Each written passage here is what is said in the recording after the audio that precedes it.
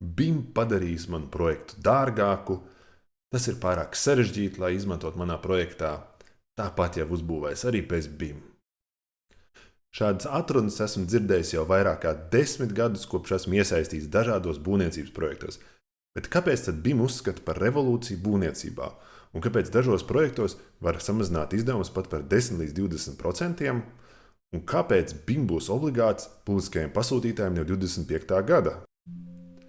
Lai BIM palīdzētu, ir 3 nosacījumi. Jāsaprot, kas no BIM tiešām ir vajadzīgs, jāizvēlas komanda, kas to varēs izpildīt, un jāiesaistās.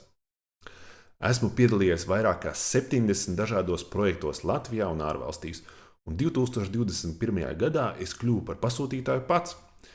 Izmantojot tikai 4 BIM pielietojumus, man izdevās būtiski samazināt būvniecības izmaksas, bet pats svarīgākais – es iegūstu ēku, kurā esmu priecīgs uzturēties katru dienu.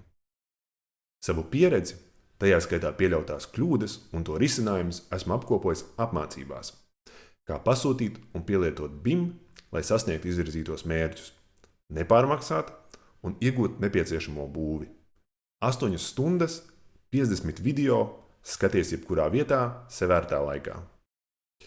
Pēc apmācību pabeigšanas tu būsi spējīgs noteikt, kas no BIM tiešām ir vajadzīgs tavam projektam. Tu spēsi izveidot skaidras un nepārspīlētas prasības un iegūt arī salīdzinājumu ar valsts nekustamo īpašumu prasībām, kuras tik bieži šobrīd pielieto publiskajos projektos.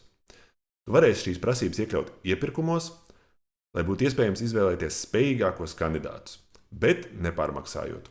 Un visbeidzot, caur praktiskiem uzdevumiem es iemācīšu, kā tu vari iesaistīties BIM projektos, kas ir viens no svarīgākajiem laba iznākuma nosacījumiem. Vai tu esi gatavs kļūt par zinošu pasūtītāju? Piesakies apmācībām!